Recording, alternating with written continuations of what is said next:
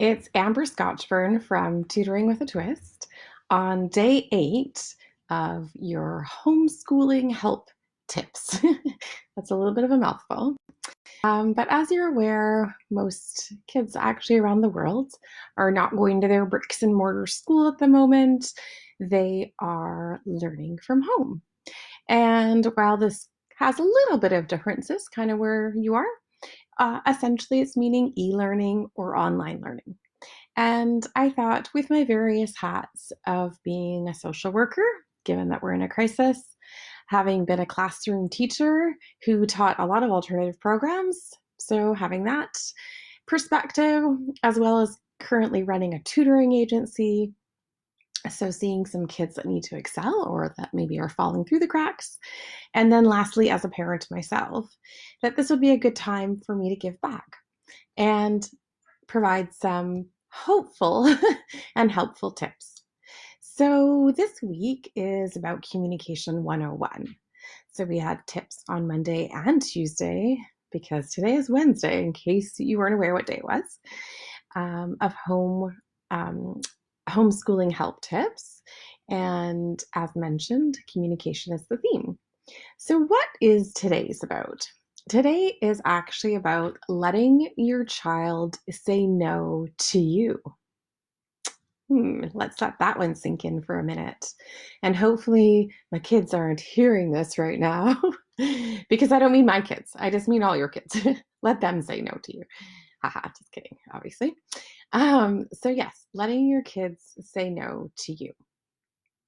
Why is that important? Well, let's just stop and think for a sec where we would like our kids to be able to say no. We would like them to be able to say no to drugs. That's a common message you hear. No to getting in a car with somebody who's been drinking and driving. Ooh, relevant one right now, saying no to perhaps somebody who might be saying, well, my family's not social distancing. Why is yours? So being able to say, answer that, but also staying true to their no. Or just say you're going for a walk and then, we'll meet up. And then being able to say no to that. Maybe saying no to sex. All these things that we want our kids to be able to say no to. Yet, where do we give them the opportunity to say no? Do you let them say no to you often? How about to their teachers? How about to their coaches? How about to any other adult or even sometimes friends in their worlds? I have a couple of stories, of course, to share with you. So I was growing up, or when I was growing up, I was deemed, I guess, what you would consider the good girl, in that pretty much what an adult would ask me to do, I would say yes. And the reason behind that was that gave me a lot of positive reinforcement. So, for instance, I was invited to a lot of adult things. So, maybe a wedding or other events that typically kids wouldn't be at, or maybe other kids wouldn't be at, because I was a good girl. So, I would behave accordingly. So, I was pretty much a yes girl. In relation to growing up and how I was rewarded for that behavior, which led actually me not to have a very strong voice, which I know if you know me well, or you talk to my kids, they will laugh at that now. But certainly it was an issue for me in my life as I grew up and got older, because there was situations where perhaps if I had developed my no voice, that would have served me more than the yes person or the good girl that I was. I was in a relationship that was very unhealthy, and I would define it as abusive. And when I was talking with a counselor through that, she said, kind of the checklist of things maybe you'd go through. So maybe it was one of your parents abusive. That wasn't on my checklist, so couldn't check that off. And was somebody like an alcoholic. Like there was sort of these checklist of maybe common traits that she was trying to see if in my childhood, these common things that maybe lead people into choosing to be in an abusive relationship were who I was. And those checklist of things weren't matching true. And so she was like, and she was sort of puzzled. And I mean, I would read the literature she would give me and we'd work through the exercises, but that seemingly wasn't helping me figure out kind of my why. And it was important for me to figure out my why because I didn't want to re-enter a relationship like that. And so she said, have you heard of the book, The Good Girl Syndrome? And I hadn't. And so I picked it up. And I'm a voracious reader. And so typically I get my books from the library because we might be broke if I just actually bought all the books that I read and consume. But this was actually a book that after I took it out from the library, I went and bought it. And I have bought several copies since then and handed them out. Um, and it's essentially what I would consider my Bible, if you will, for a long period of time while I was making sure that I didn't re-enter an unhealthy relationship. But essentially in the good girl syndrome, it talks about how lots of times when you are brought up and you are rewarded in that way, your voice is buried and you don't know what your voice actually is because you're so conditioned to say yes. And so this is an interesting time for us, right? We are home with our kids, most of us. And those that aren't, because you are an essential worker, first off, thank you. And second of all, when you are home, I know that it can be chaotic because you're juggling so many things. And so this, can also apply to you guys. However, it's just really being clear on when to allow your children to say no and to give them those opportunities to say no to you.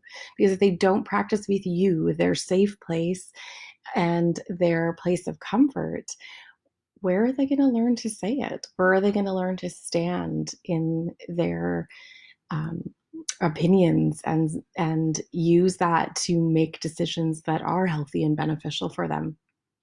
Because we do want them to say no. Just say no is all the campaigns. But where have they learned that? So this is your opportunity to shine as a parent and allow your child to say no, especially during this time with COVID-19, in that there'll be lots of opportunities probably for them to say no. And as you're doing it, you can do it in a way that makes sense and is in alignment with you, in that maybe you give them choices between a couple things and they can say no to those choices if you want to ease into it. But there has to be other ones too, where you're very set on something and you allow them to say no and you support them in saying no and you talk them through it. The other things you can practice with them is saying, I need to think about that, because that'll be able to help them pause in a situation where they might be feeling some pressure and give them that opportunity to not have to say yes, not have to say no in that moment, but actually give them an opportunity to pause. The other thing is, if they find themselves in situations where they have said yes and it's too much on them, you can also teach them to say, I've changed my mind. So those are other things to allow your kids to practice with you. So if they have said yes to you, maybe it's to the schedule that you guys have set and the teachers have set. And maybe you allow them to come back to you and say, you know what, I've changed my mind. I'm not finding this particular website helpful, or this particular way the teacher's doing it helpful, or the way we've set up my environment to be helpful. So allow them to change their mind. So a couple key tips. You want to allow your child to say no to you. You want to allow your child to change their mind. And you want to allow your child to also be able to say, sorry, can you give me some time to think about it? And also, you know that I like to throw in twists. The twist here is, where are you doing that for yourself? And essentially that was my video yesterday, which was when you say yes to something, you're saying no to something else. So let's end on the same note that we've been ending on for the last 8 days, which is finding your heart in your chest, finding your pulse in your neck or on your wrist, and remembering that if you found that, you're winning. Take your deep breaths. Remember, it's just a moment and you can get through to the next moment. Maybe you're thinking in days, I'm going to get through to this day. Or maybe even a week, you're thinking in week chunks. So, thank you very much for listening. I hope you can find your heartbeat today. Remember that you're winning and let your child say no. Oh, should also mention if you look up or down on my Tutoring with a Twist page, you will see that our wonderful tutors are giving back. We've got the Book Thief running in French and English on Tuesdays at 3 p.m. Pacific Standard Time. And on Thursdays and Fridays, we have something running with our tutors on our Facebook page at 12 p.m. Pacific Standard Time. If you can't find it live, you can always come back and listen to them. All right, so day 8 coming at you strong. Find your heartbeat in your neck, in your pulse. And remember that you've got this. You find your heartbeat and you're winning. Thanks again. Amber Scotchburn, tutoring with a twist.